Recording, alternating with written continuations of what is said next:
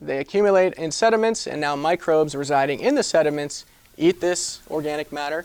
They exhale CO2, but they need to breathe something. So ideally, they're breathing oxygen. So you can see the concentration of oxygen, which is typically high in seawater, decreases to 0, only a few centimeters below the sediment-water interface. And so this is what we call a profile, a sediment profile. A lot of times we present our data as profiles. And so once they run out of oxygen, they need to use a whole cascade, a whole slew of terminal electron acceptors to perform microbial respiration. And so what we're really trying to understand is how all these processes intertwine, because there's different microbes that perform all these different tricks. So it's a really, really, really dynamic environment within like that top 30 centimeter distance. Of course, like I said, this affects carbon burial nutrient fluxes. And for instance, the generation of sulfide, you guys go out, you dig in the mud and you smell sulfide, rotten eggs, right? That is because of your sulfide production, which happens after a couple other processes. So this is a pretty predictable cascade that we see. So we've done research quite a few places on quite a few vessels around the east coast of the US. We've done some hydrothermal vent work using submersibles. My favorite site was over here in the Congo River deep sea fan, where you have the Congo River Canyon just funneling a bunch of terrigenous earth, like red dirt, into the deep ocean, like at 5,000 meters water depth. And so it's like a coastal ecosystem that's just been transplanted to the deep sea. And it was a French research vessel, so you can drink wine and eat cheese every lunch and dinner. There's no booze on American ships, at least federally funded American ships, so it was nice for a change. Some of the techniques we use, benthic flux chamber. So imagine a coffee can inverted on top of the sediments, and now we monitor what accumulates in this water over time.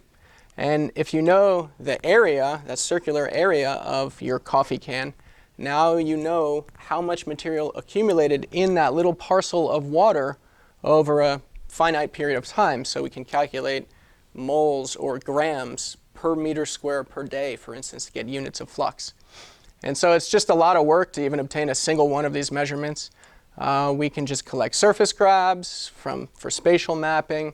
We oftentimes collect sediment cores. And sediment cores, we do one of two things.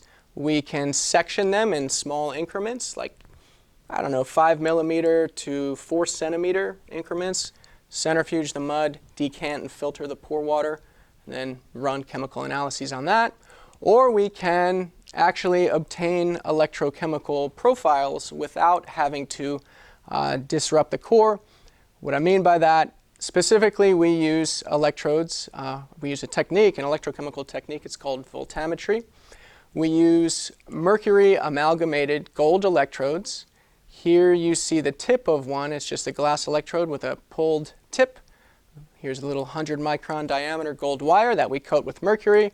And now we can penetrate the sediment in very small increments. It takes quite a few hours, but we can stop at each depth, run a series of electrochemical scans, and generate concentration profiles then of a lot of these different metabolites that are involved in sediment diagenesis.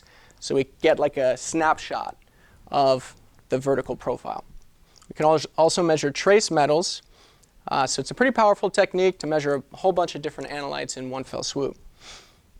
So my first example of our research is biogeochemical exploration, which is a term that I just made up like 6 months ago, but it kind of encompasses, a few of our projects right now. So a lot of times you hear ocean exploration, people going down with ROVs or divers, they're doing biological surveys. But oftentimes these sediments are in fact neglected, and that's mostly because we don't really have great tools to use down there. And so enter us and the research that we do. Specifically, we got involved in a project where we are looking at blue holes. Have you guys heard or seen blue holes before? Most folks have. This one I think is in Belize. It's the Great Blue Hole, or is in the Bahamas, I forget, but that's not from the Gulf of Mexico. But we do have similar features in the Gulf of Mexico. It's just a submerged sinkhole. It formed probably 10,000 years ago when sea level was lower, and now it's submerged. And so there's over 40 known blue holes in the West Florida Shelf right now. They're ecological hotspots, so they're fish aggregations. Some of them are even potentially going to be protected areas one of these days. And they harbor extreme life. Well, I guess we didn't really know that until we started exploring, but you get these stagnant water masses that are low in oxygen just because you don't have much circulation down there. You also have anoxic groundwater entering, potentially, allegedly, but to be determined. And because of that, you get low oxygen and sulfide, actually, and you need to, the only organisms that can survive there are these extremophiles that actually use these chemicals to generate energy. And so we developed an autonomous benthic lander, and this device has one of these benthic flux chambers. It has an in situ electrochemical profiling device on it. And we've been on 2 cruises so far to a single sinkhole, and we are going back to this year. I don't know if I can play this, maybe if I push a button. You should be able to just click play in the center. Maybe if we exit out, just hit escape maybe. Sorry, should have figured this out before I started. I thought it would be easy.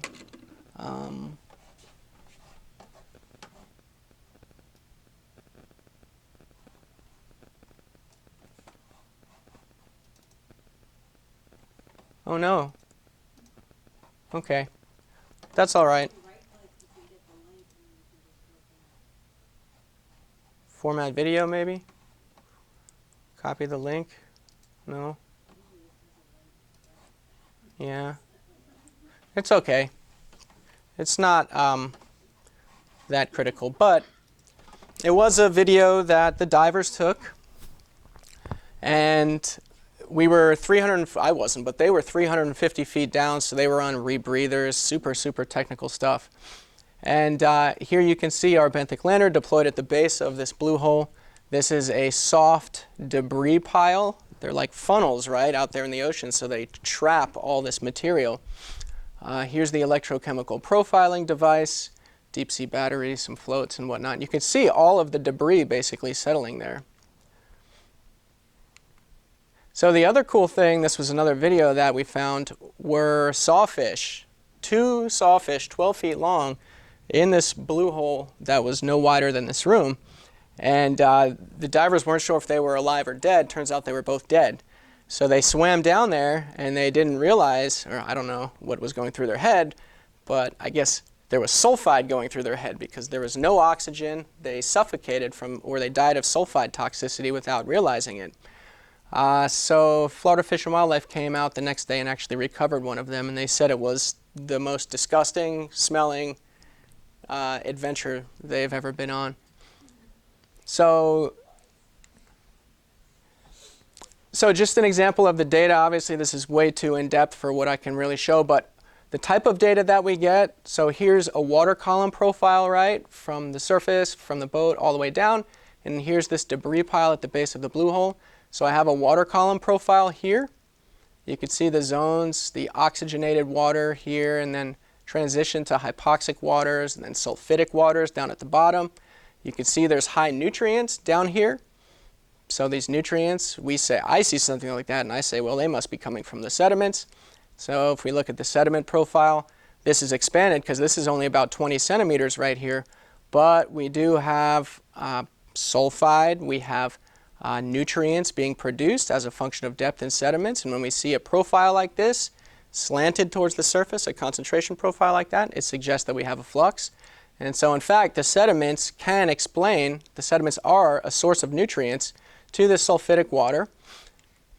And so this caused us to sort of form the hypothesis, well, maybe it's not just, maybe organisms, maybe this hole isn't called amberjack hole just because it provides shelter for amberjack, and that's why they aggregate there. Maybe it's because it acts as a funnel for carbon. And so the carbon, the organic carbon, settles out, it is degraded, nutrients are released, The blue hole burps, if you will, periodically, fertilizes phytoplankton that live at the surface of the ocean here. They're then eaten by zooplankton, they're then eaten by fish. And so some of those fish then spread laterally, but at the same time they also excrete and form more of the debris pile. So it's like this, we made up this term ecological engine just because we're going to be on a PBS Changing Seas documentary, so we wanted to sound cool. So we see these blue holes as hotspots in a relatively boring, bland, featureless Gulf of Mexico, seed grounds for fish and extreme life. So pretty exciting stuff. The other project I want to talk about is a new project that we're going to be kicking into high gear. Everyone knows, I'm sure, about the harmful algae blooms in Lake Okeechobee and the efforts now by the state of Florida to want to make them disappear in any way possible. So there's all these crazy ideas like sprinkling wood chips, Vivian, we're collaborators on a proposal, but to sprinkle wood chips to make the nutrients go away. And so we just got word that we're being funded to develop the system to monitor these mitigation events, right? People going to go sprinkle wood chips. You want to know, did it work or not? Did the bloom grow? Did it shrink, etc.? Is it safe? Are we destroying the sediments, for instance? And so my main duty is going to be to do some sediment monitoring below the algae bloom. And so we will be using our benthic lander. This one is different than the one you saw. This one is much smaller, much lighter. So we actually carried it out here with my students out into the Indian River Lagoon. We tested it last week. It didn't work, but we'll get there. And again, we can get sediment profiles like this. Another technique we're going to be using is in situ continuous electrochemical monitoring. So instead of deploying a benthic lander for just 24 hours, obtaining one snapshot, we can deploy a lander with just a few electrodes that can sit there in the benthic bottom water right there at the sediment water interface, right above, one below, and just monitor the redox conditions. So the oxygen, the depletion of oxygen, detection of dissolved manganese, dissolved iron, things that indicate that you will have a nutrient flux that may fertilize algae blooms. So it's sort of a way that we can potentially predict algae blooms. So this is brand new. It's a brand new technique, and it's something we will certainly be the first people to try this technique for the purpose of harmful algae bloom research.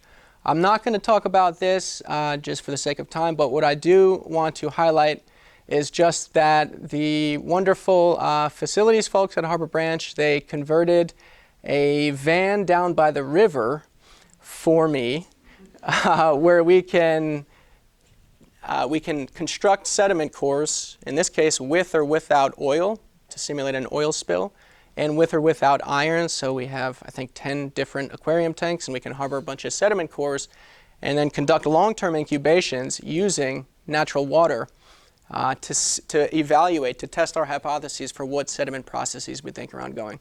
So this is one of those laboratory simulations of a natural system that I'm talking about. Yeah, I won't go there.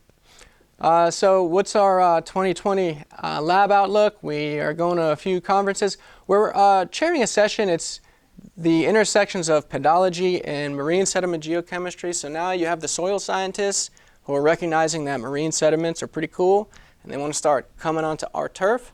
And so, we're trying to just bring together our two groups to try and make sure we're speaking in a unified language. Probably teach half of a class, not sure yet.